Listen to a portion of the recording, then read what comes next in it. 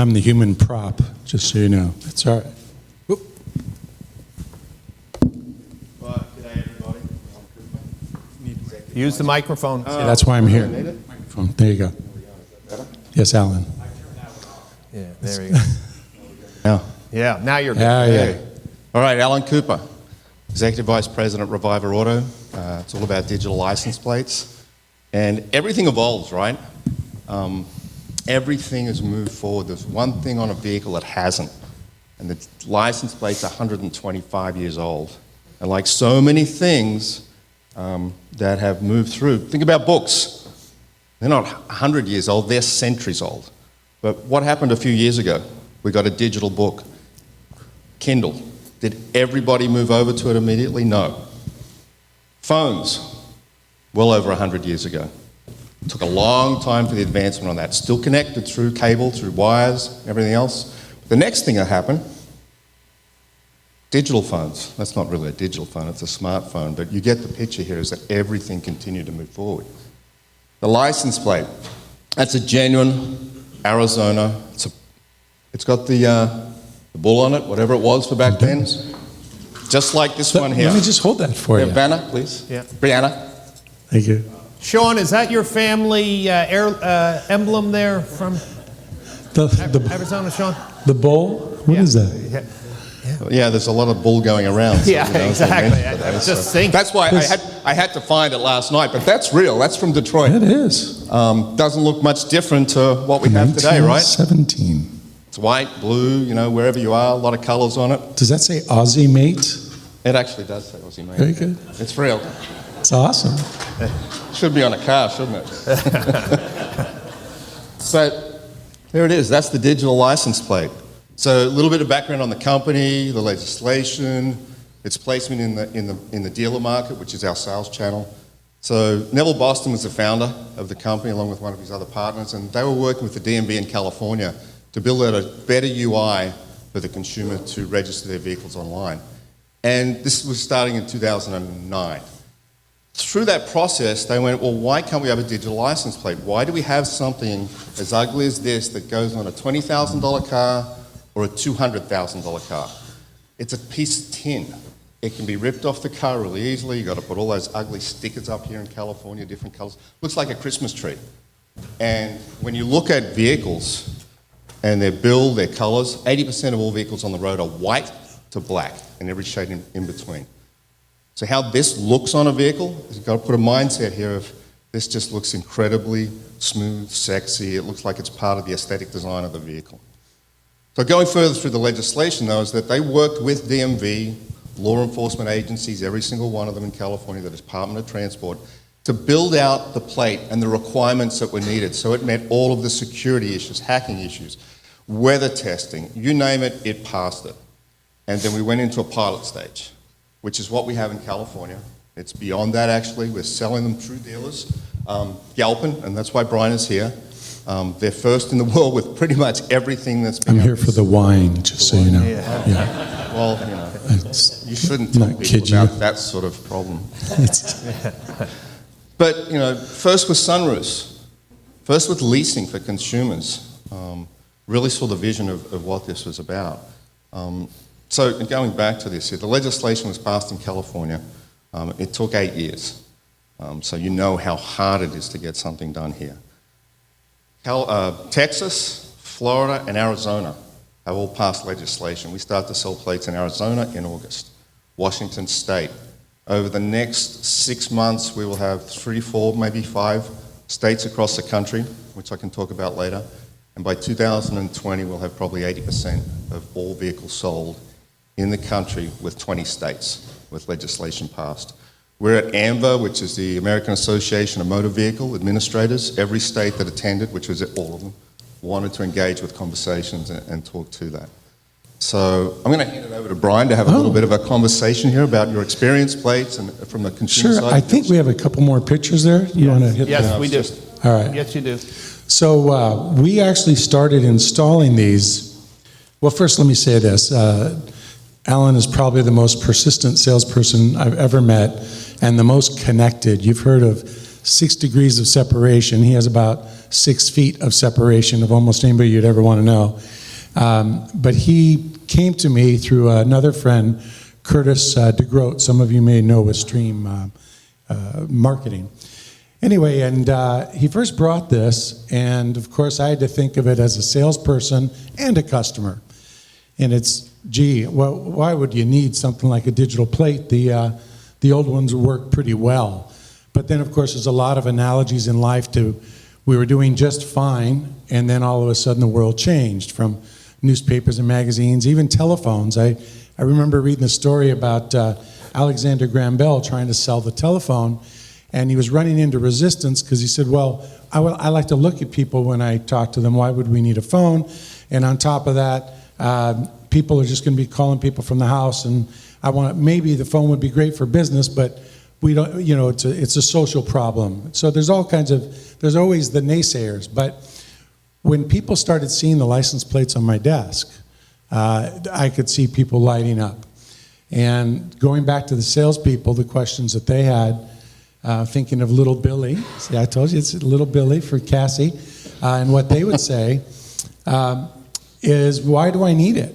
Well, I kind of sell from safety, because I do like to do a little bit of right brain and left brain selling. So from a safety aspect, there was a stat that I didn't realize until I read up on it, and that is, does anybody know what the number one thing a thief does when they steal a car? The first thing they do. Pardon me? That's right. They either remove or swap plates. And this plate, you pretty much have to break in half to remove. It goes on a secure backing. It takes a little bit of time to install, but you really can't remove it without destroying it. And if you do remove it, it says stolen on it, and it's completely useless. But thieves just looking at it will know it's an issue. And as more awareness becomes out there, becomes known of the other features it has GPS in it. Now the GPS, if somebody's a privacy freak, of course they're probably carrying a cell phone, so privacy goes right out the window. But if you're concerned, you can turn that off. But it looks amazing. And in California, certainly, you can see that people like things to look cool. This is a lady named Hillary Cole. She's an executive at SpaceX. She was one of our first beta testers, and the problem, she just gets so much attention by herself without a digital plate. But the digital plate gives guys confidence to go talk to her, and maybe even a few women. Pardon me? So it's backlit. So go back to the plate a little bit. So this is a monochromatic display. It's a Kindle, basically. It's ink. Yeah. E-ink. That's exactly what it is. So it does have a backlight. So it's backlit at night. So that was part of the testing with the DMV and CHP and everybody else, that it doesn't need a battery. Once that number is provisioned to the plate, it stays there. The only reason it's hardwired. The only reason you need go on. No, okay, I'll do it. All right. The only reason it's hard. Okay, thank you. You go. Thank you. Sorry. They practiced this. They definitely did practice. My B12 just kicked in. Okay, so first of all, it's hardwired, and it has a backup battery if it's removed, so it can be tracked.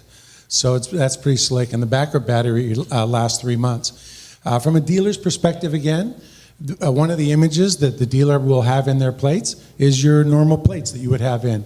Now, some states, you have to register the car straight away. In California, we're going to be one of them in a year, and you can actually have the temporary plate number show, but when the car is parked after 5 minutes, you can have up to 10 different messages rotate, or just one message, and of course, the dealer thing is going to be one of them.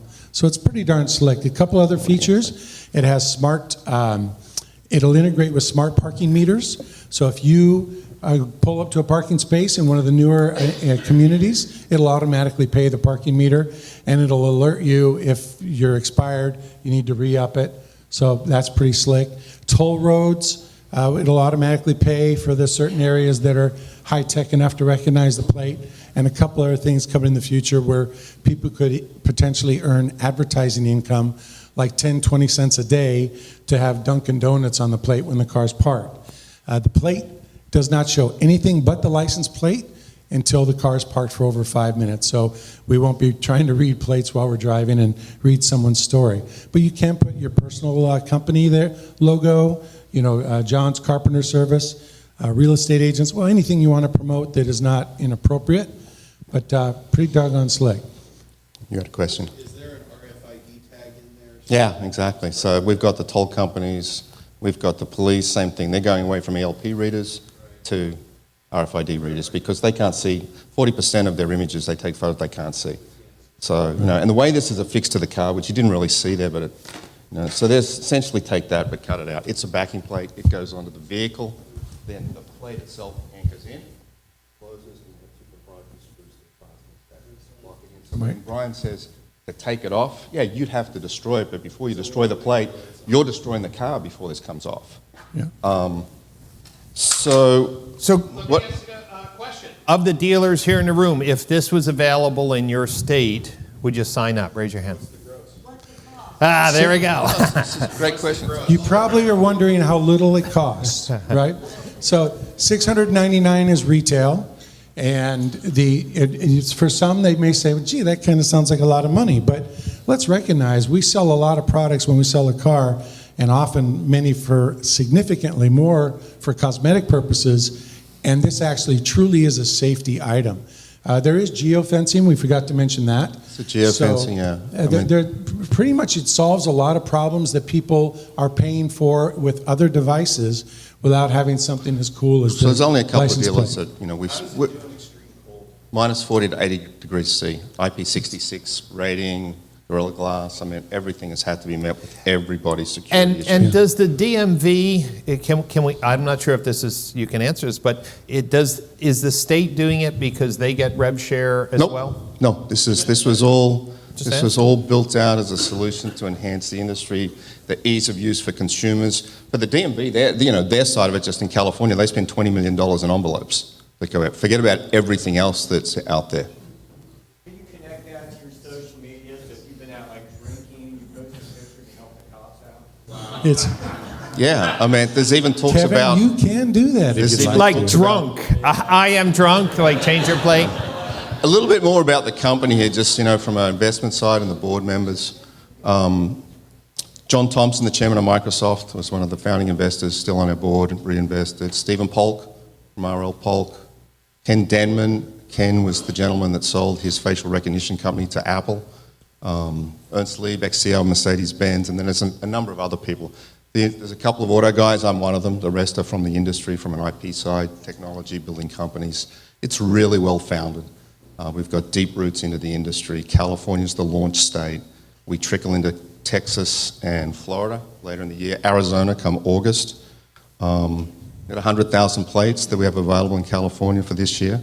There isn't anybody that we get in front of. You're basically the first group to really hear about this outside of, Galpin and... I think there's one thing you forgot to mention. The United Arab Emirates ordered 1.8 million of these plates and mandated it by 2020. Every vehicle on the road that's part of the United UAE has to have a digital plate to be on the road. Yeah, it's in a proof of concept first, Yes. but that is, where they go with it. And by the way, I don't think someone asked how much gross is in it.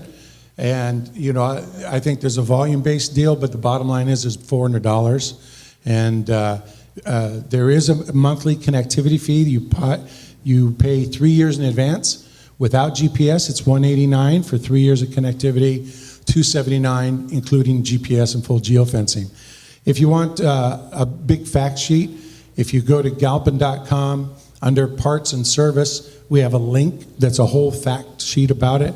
And so as soon as it becomes available in your state, if you're not in California, you could learn about it and get on the deal. But I think we're probably going to sell about, I believe, 1 out of 10 cars that we sell in our luxury stores.